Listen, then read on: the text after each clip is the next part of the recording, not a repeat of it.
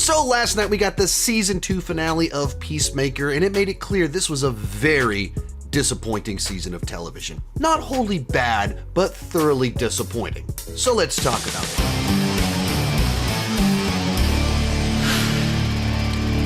While I'm talking, be sure to join me down below in the comment section. Let me know, what did you think about season 2 of Peacemaker? This will be a spoiler review, so if you haven't watched the season yet, haven't watched the latest episode yet, click away.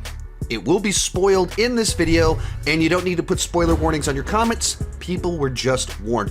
One quick announcement, I have a live event here in Austin on October 16th, Thursday at Concordia University. It will be a live event talking about the rise and fall of the MCU from a marketing perspective. It will be me with a marketing professor from Concordia University. It starts at 7 o'clock, should be about 90 minutes long. There'll be kind of our presentation, there'll be a Q&A, a few other things. Free to the public. It is an event for Concordia University, but anyone is allowed to show up to it. I'd love to see you there. I would love to meet you there. I'll have more information down below in the description. And let's get started. So last night I posted a short with my overall feelings on the finale as well as the season as a whole. If you already watched that video, you can just skip ahead to the chapter markers while I go more into detail on each of these specific topics. If you didn't watch it, here's my general thoughts on the finale and the season. And essentially, the finale solidified the fact that this was a bizarre season of television for two reasons. First one, the pacing was atrocious. And the finale made that so explicitly clear. That we spent like 4 episodes on Argus trying to break into Chris's house. We spent 4 episodes on Chris going over to the other universe being like, golly gee, my dad loves me. Golly jeepers, my brother's alive and people think I'm a hero and Harcourt wants to date me and she doesn't hate me here. 4 episodes on all of that. You get to the finale and it speed runs through. Chris is in prison. Chris is bailed out. They start a new business. He gets kidnapped. Turns out Argus is using it to go to all these different portals. We explore all the different portals. People become disenfranchised. They quit the agency. Rick Flag has this gigantic character arc of turning into a supervillain that doesn't care that anyone's dying because he's just out for revenge, all leading to him being a puppet of Lex Luthor and throwing Chris onto this other planet. All that's in 1 episode, but we get 4 episodes about how are we going to break into Chris's house. I mean, this is some of the worst pacing I've ever seen in a season. Just absolutely bizarre, baffling stuff. The finale should have been the whole back half of the season. Like, all the stuff, break into his house, trying to get a hold of it, him playing around in the multiverse. Okay, that's the first half of the season. Turns himself in. The back half is him coming to terms with himself. Rick Flag's total villain turn, whether he's being manipulated or consumed by rage, like spread that over 4 episodes, starting a new business. But did all of that in 1 episode. Just crazy. And it's like you had enough plot for a season if you took everything in episode 8 and spread it across multiple episodes and squish. I don't know, it's bizarre. Other gigantic, insane thing here, the season has no external conflict. I mean, in the most overt fashion, there's no big bad except maybe Rick Flag. But he's not really presented as the big bad that our characters are trying to defeat. Like, he's antagonistic, but our characters aren't trying to defeat him, overcome him. And ultimately, Rick Flag doesn't actually beat Chris in the sense, because Chris just turns over the device. And in the final twist of the season, I guess he gets defeated. But, like, he's not the big bad. There's no external conflict. It's Chris trying to deal with his own demons, Rick Flag dealing with his guilt and his vengeance. Harcourt wants a job and his conflicted feelings and trying to honor Rick Flag Sr. and Rick Flag Jr., but has feelings for Chris, and everyone is unhappy with their job situation. Like, it's all internal conflict. It's all character work. And so you're going throughout the season and you get to the end of it, and it's like, it felt like we didn't overcome anything on the outside. It's all on the inside. And that's so weird for a superhero show. And it makes for a finale where it's like there's not really a lot of any action that feels important. And all of this is very concerning. And it's not that individual episodes were bad. It's not that individual scenes weren't entertaining. Like, I wasn't watching it thinking, oh man, this is horrible. But as we moved into the back 3 episodes, I was like, where are we going with this? Because Argus is still just trying to get a hold of the door, and we haven't set up anything that we're trying to defeat in the multiverse. And then it just turns into, oh, Nazi planet, whoops, it's not so great after all, gotta get out of here. And then Argus gets the door, and our finale feels like we're speed running through season 3 to set up a cliffhanger for Man of Tomorrow. Weird. So anyway, those are my general feelings on it. Of individual moments, scenes are fine, but overall story, there was not nearly enough plot, certainly not enough of a conflict, and the pacing was atrocious. All right, from there, let's pick each one of these things and dive into the good and the bad. Nazi world, multiverse, and character work. I would say the best thing about this season was its use of the multiverse for character work, which is to say, you have a lead character, Peacemaker, who hates himself because of what he did to his brother, how his father treated him, and what that turned him into. You have a person that has a, generally speaking, kind of a sweet soul, but a very harsh exterior that's done horrible things, and he's fully aware of all of that. And you create a scenario where instead of using multiverse just for random cameos, you make it the ultimate temptation for our lead character, that he finds the world that delivers everything he's wanted out of life. His brother is alive and his best friend. His dad actually loves him, and he's a respected hero. That's an interesting use of multiverse. I don't think it's 7 episodes worth of interesting. So they spent way too long on it for it to not go really anywhere. Like, twist, Nazi planet, it's not so great. You thought it was perfect. Turns out it's actually a terrible world. It just happens to superficially be great for you personally. But it actually violates other values that you hold, and us as viewers, hopefully we hold as well.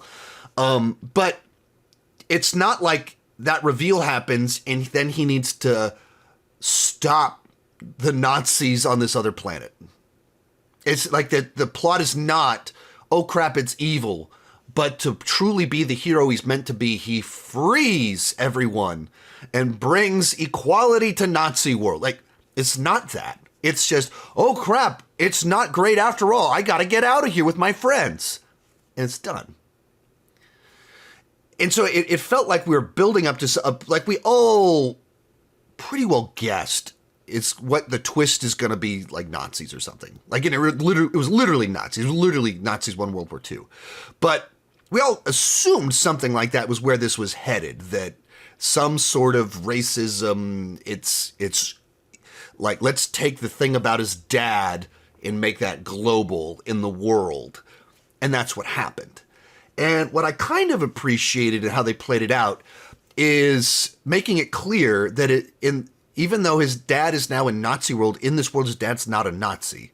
His dad doesn't approve of all of this, and you can be a decent person in a world where you can't control the systems. Like, it's a mess, but what can you do? The ultimate way they ended all of this, of like, his dad gets killed randomly by vigilante, is almost like a gag kill. The equivalent of what happens in Deep Blue Sea to Samuel L. Jackson. It's like a shock kill. Like, let's do an actual, like, Peacemaker has resolution through his father, and then it's just vigilante's an idiot, so jumps through a window and ends it immediately.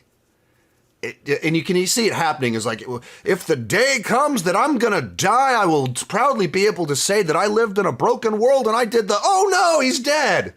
It's that stuff that is pretty unsatisfying. And then to give Chris his brother, and his brother is the person he always wanted him to be, his best friend, and then you make him a Nazi that hates him, that ends up getting killed too, strikes me as another just pretty gross. It's like an unpleasant resolution to it. Like, I understand that we're on Nazi planet.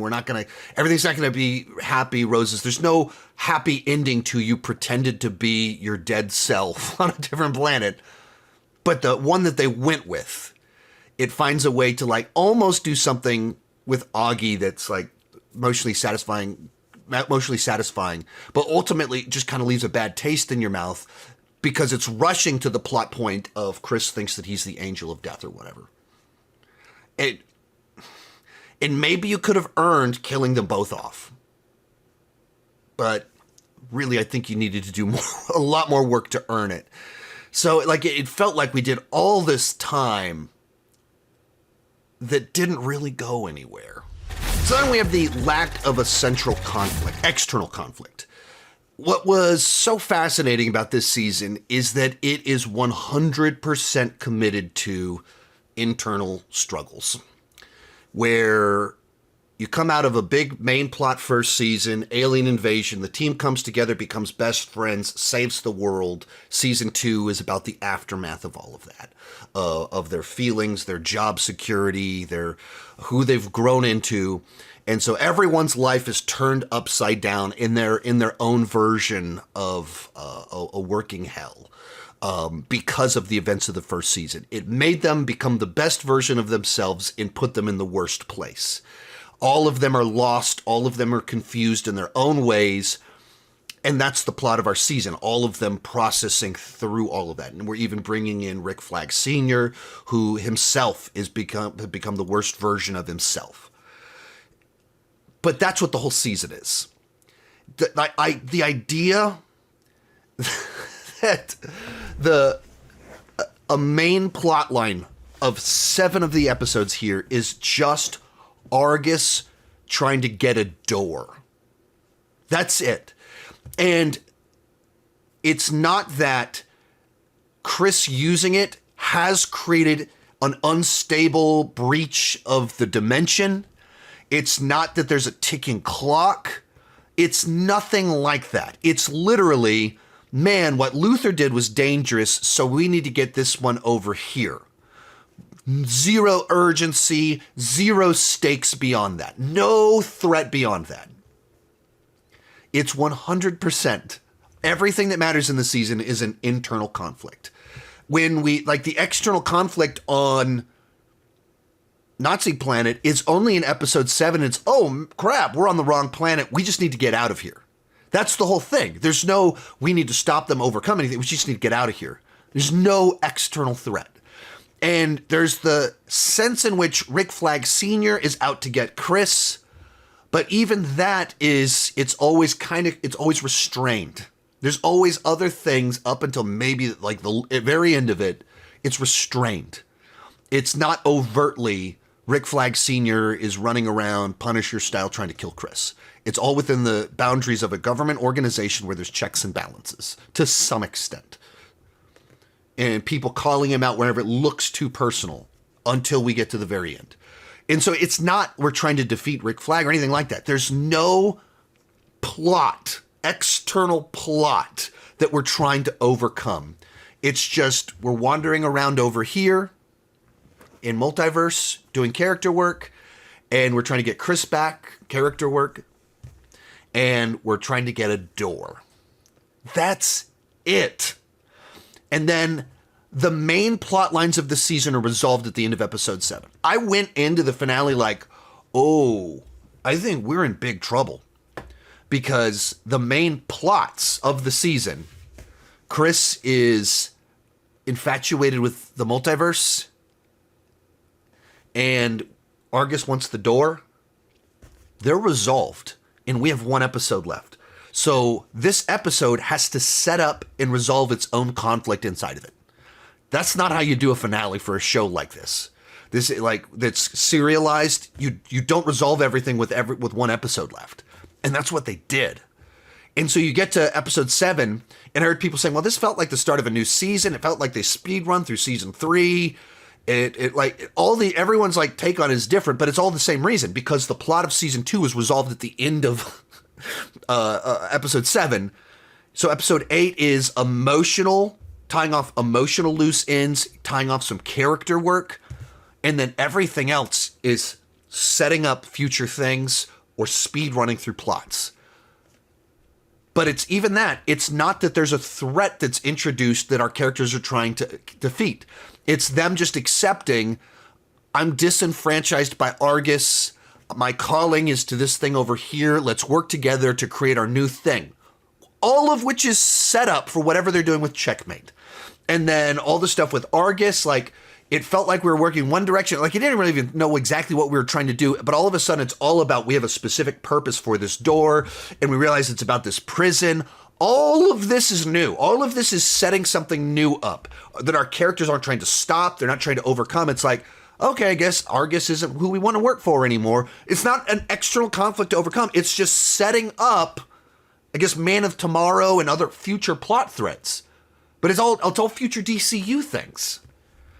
So you get to the finale and it doesn't feel like you have any sort of crescendo or anything like that. It's just kind of like tying off emotional loose ends. Who's going to be together and like, let's form a new team. We've got our own business. We're going to use the blood money for good.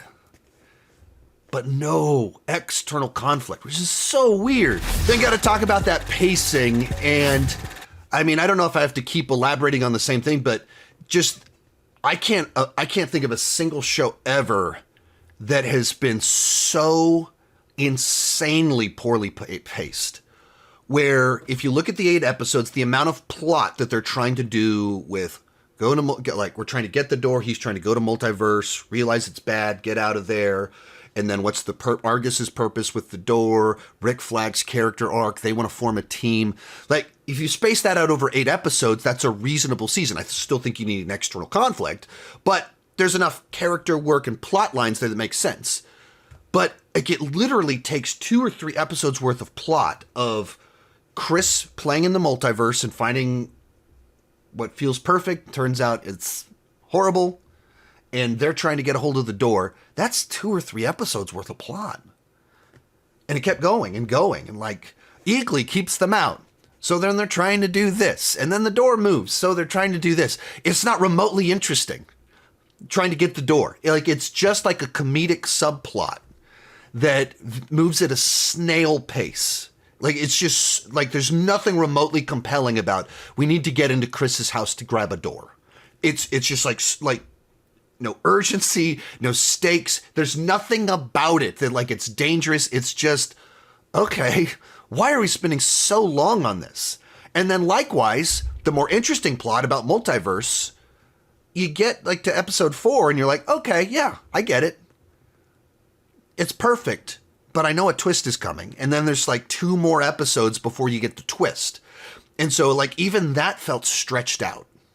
All to get to a finale that they have to set up and montage through all, like, you think like, what is for a TV show, what lends itself well? A set of portals that take you into different worlds.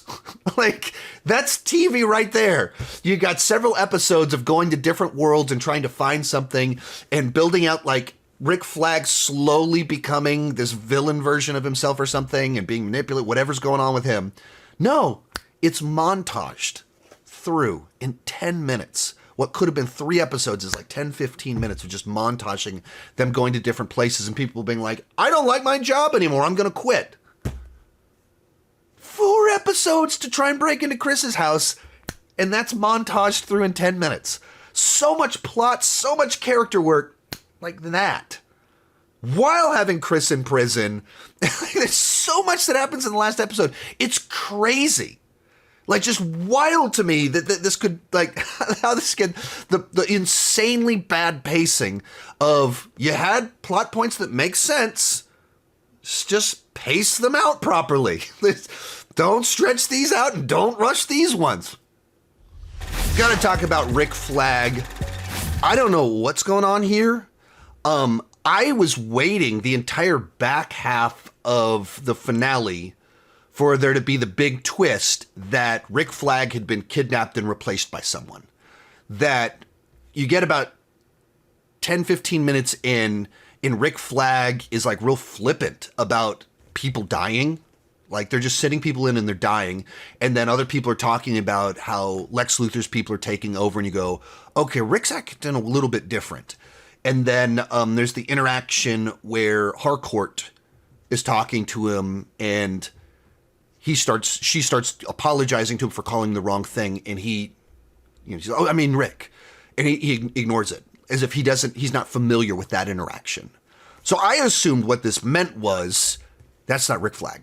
And then Harcourt looks over to Cyborg Lady that has been the worst all season.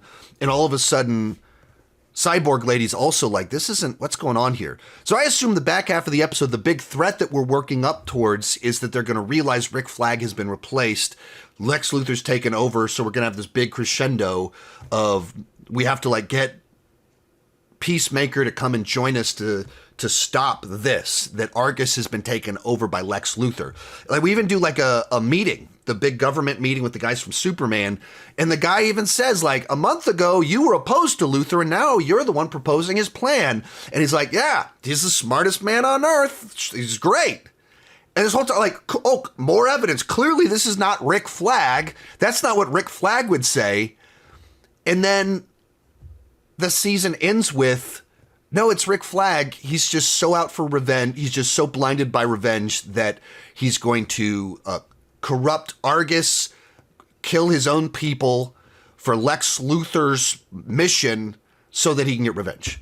Just like completely unearned, rushed, and makes no sense whatsoever with the character.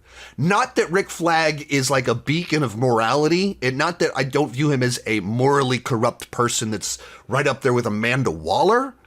But even that, I don't think they haven't really set him up to be as bad as Amanda Waller until now. And you get to the end of the season and you go, wait a minute. He was like flippantly like cheering, like, hey, celebrating with people as Argus employees are getting brutally killed in these wildly irresponsible experiments. And he's like cheering and celebrating, like not a second of, no ounce of humanity, because it's not, even in those moments, if you're trying to play it as he's just blinded by rage, he's like gleefully excited of what they've discovered or whatever, and like completely detached from whatever humanity would be there.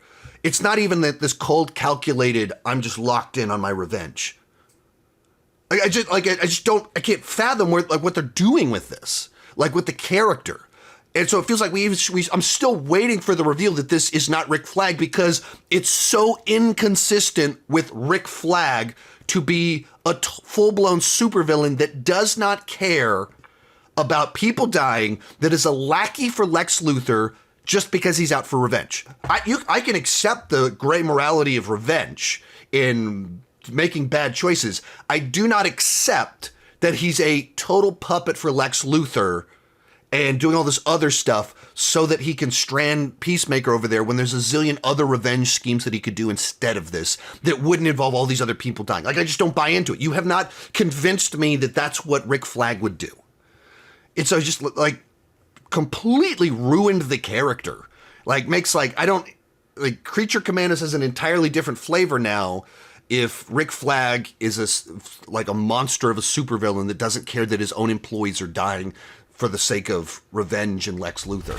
So got to talk about the cliffhanger. It ends with Rick Flag kidnapping Peacemaker, throws him onto the Salvation Planet that's going to be our metahuman prison. Like, I'm assuming this is our setup for Man of Tomorrow.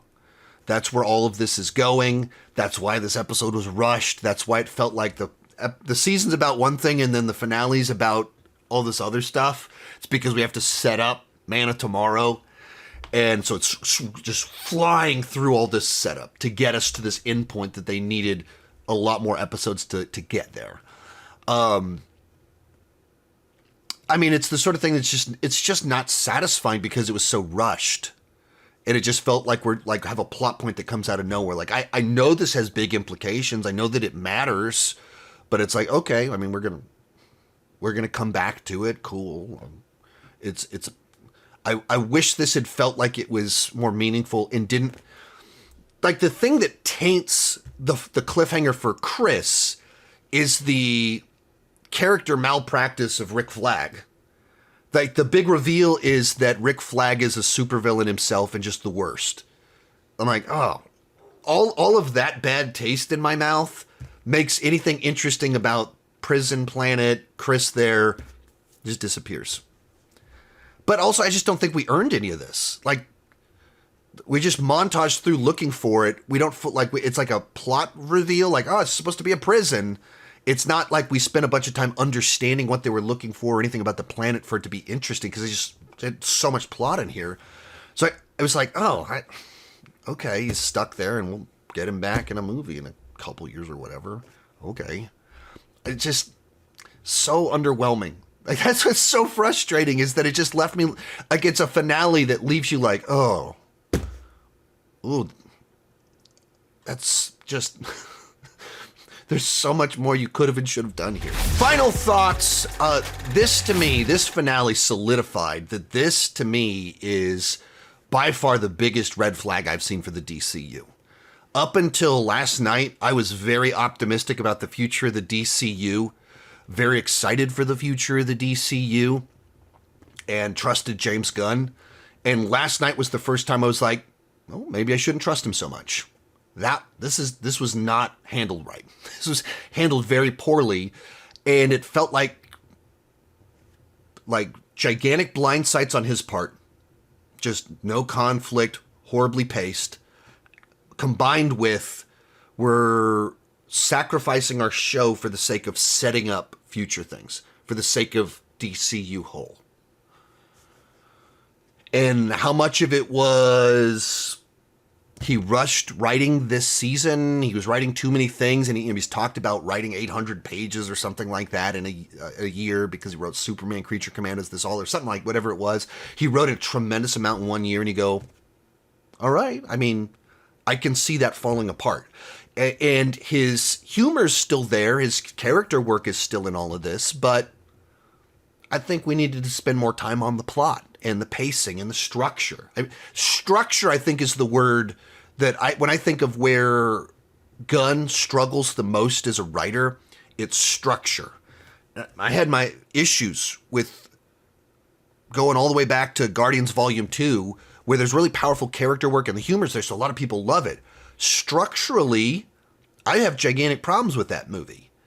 And like every act has a different villain. You don't know who the main villain is until he like, by the way, I'm the main villain. And you're right in the third act. Like, it's structured bizarre.